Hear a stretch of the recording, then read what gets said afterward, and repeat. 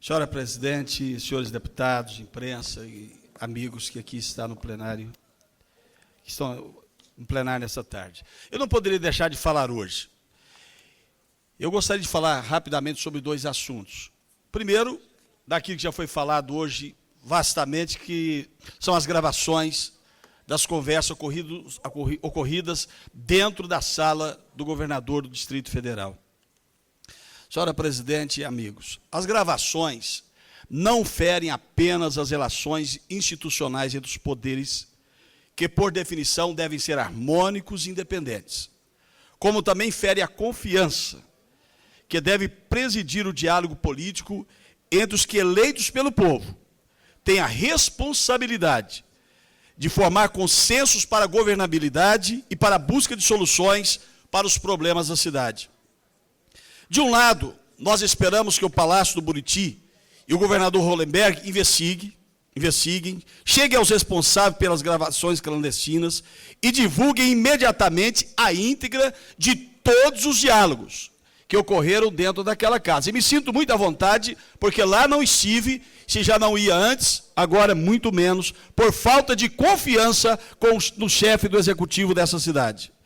Isso para que extratos de gravações não sejam usados como instrumento de chantagem política e para que a população possa saber exatamente de tudo e não de partes editadas de eventuais diálogos. Essa deve ser a exigência dessa Casa Legislativa.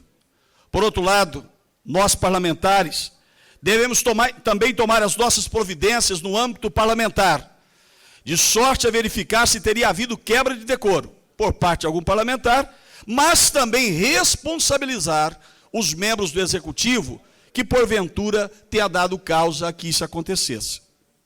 A presidente Celina Leão já solicitou as providências ao Ministério Público, à Polícia Civil, à Polícia Federal, para as investigações, e o fez corretamente. Mas nós temos ao nosso alcance as ferramentas da ação parlamentar para que esse episódio não seja encoberto por panos quentes. E, a partir daí, seja usado como instrumento de chantagem por parte dos que desejam calar as vozes dos deputados. Aqueles deputados são críticos em relação à ação governamental. Da minha parte, estou pronto para assinar, como de fato já o fiz, uma eventual CPI, para que qualquer outra ação, ou qualquer outra ação que essa casa julgar necessária, para a completa elucidação do lastimável episódio que aconteceu nessa capital. E aí, senhores deputados, calar, silenciar, fazer de conta que o problema não existiu e aceitar que essa casa só se movimenta em torno de cargos, favores e outras variáveis que não são republicanas, não devemos aceitar isso. É precisa ação. A hora exige que a casa se posicione com atos e não com palavras, para que a defesa do Legislativo como instituição e também para a preservação da imagem do Legislativo e daqueles que a compõem. Vou deixar claro, o problema não está nos fragmentos de conversa que vier a público, mas nas entrelinhas, nas ameaças de que muito mais tem sido gravado e que possa ser usado para constranger ou limitar as eventuais críticas e posicionamentos da Casa na análise de projetos do Executivo. É do meu dever, portanto, pedir aos nobres colegas uma reflexão sobre tudo isso, para que haja uma reação à altura da agressão, que na pessoa de alguns deputados, quem sofreu foi a casa por inteiro. Mas não poderia deixar também, senhora presidente, de mencionar um fato que há muito mencionado nessa casa.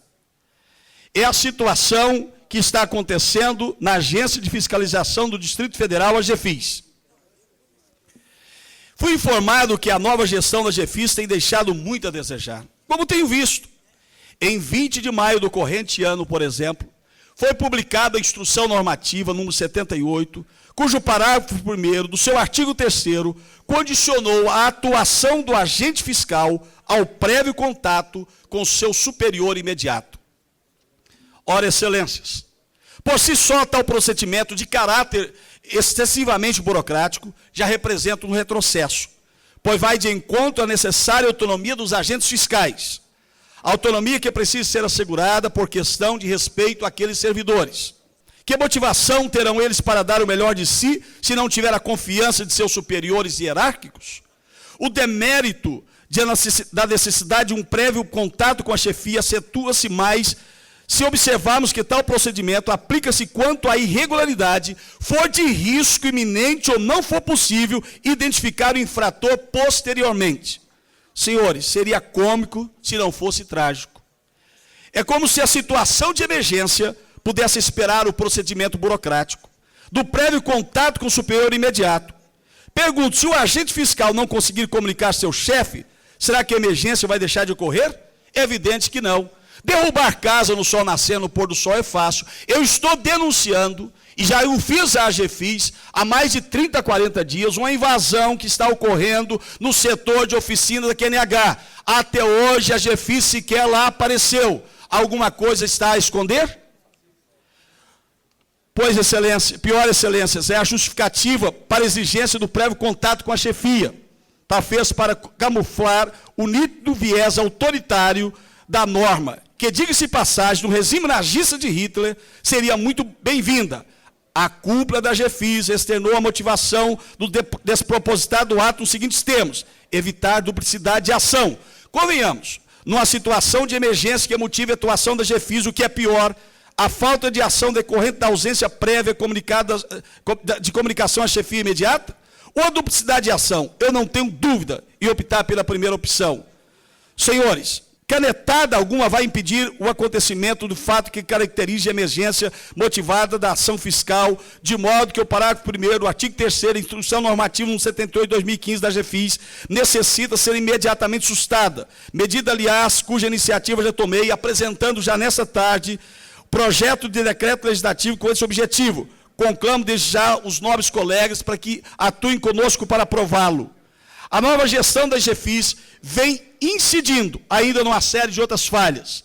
Menciono inicialmente o engessamento da fiscalização ocasionada pelo condicionamento das ações fiscais à prévia expedição pela chefia de documento escrito autorizando o trabalho em campo, o que tem deixado muitos agentes sem trabalho o dia todo.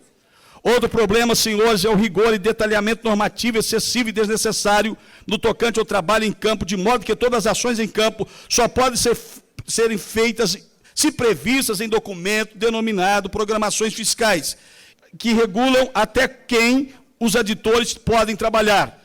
Também está havendo ausência de transversalidade nas ações fiscais. A AGFIS não tem trabalhado em conjunto com as administrações regionais, nem com a Secretaria de Gestão de Territórios e Habitação ou Secretaria de Segurança Pública. Todas as ações, de acordo com a atual gestão, devem ser previamente esboçadas pelo setor de planejamentos e autorizados pela presidência. Falta ainda transparência das ações da AGFIS. Diga-se de passagem, o fechamento de 2 igrejas já da Sala da Nossa Terra. A ausência de um planejamento de ação estratégica impede que a sociedade enxergue as prioridades da autarquia. As ações de fiscalização são feitas sem o conhecimento dos administradores regionais e também de nós, deputados. Há uma crise interna instalada na AGFIS. Em função da ausência de prioridade, questionamento da legalidade de determinadas ordens, um grupo de servidores pediu exoneração no dia 19 de maio do ano corrente. Os servidores que permanecem ocupando seus cargos estão sendo ameaçados de perder o emprego caso entrem em contato com algum integrante do grupo comissionado que pediu exoneração. Houve, inclusive, um servidor que soube apenas pelo diário oficial de sua exoneração. A verdade, e vamos concluir, é a necessidade do reconhecimento mediático da nova gestão da AGFIS. Quais são os problemas de fato que estão acontecendo. Ações que envolvem outros órgãos são divulgadas na mídia como sendo exclusivamente da AGFIS, o que tem causado atrito com outros órgãos preteridos. Excelências, não há planejamento estratégico na AGFIS. As ações fiscais vêm sendo determinadas pela própria diretora-presidente, que, aliás, esteve fora da fiscalização nos últimos 4 anos e sustenta o discurso de que controle externo das ações fiscais de maneira imperialista. Parece que não era norma só do Hélio Dolly. É necessário que os auditores trabalhem, em vez de outra forma, para que eles possam render o resultado que espera-se deles. Por fim, os órgãos de segurança não estão sendo consultados e foram alijados do processo de decisão da AGFIS, sendo considerado apenas como mera força de apoio policial. A diretora-presidente da GEFIS se indispôs com a cúpula da PM por entender que os trabalhos devem ser decididos e executados somente sob a direção dela. A dirigente defende ainda a extinção de alguns órgãos de segurança distritais, como a Subsecretaria da Ordem Pública e Social, pois almeja manter-se como única detentora do poder de decidir sobre as ações de fiscalização no Distrito Federal. Senhores, precisamos agir o quanto antes para mudar esse grave quadro que assola a GEFIS, autarquia de fundamental importância para o êxito da política de fiscalização de atividades urbanas do Distrito Federal. É indispensável trabalharmos para que, diferentemente dos últimos 6 meses, teremos uma GEFIS transparente, correta, descentralizada e ágil, que não seja usada apenas contra os pobres, mas que realmente trabalhe em favor da população do Distrito Federal. Era o que eu tinha a dizer, senhor presidente.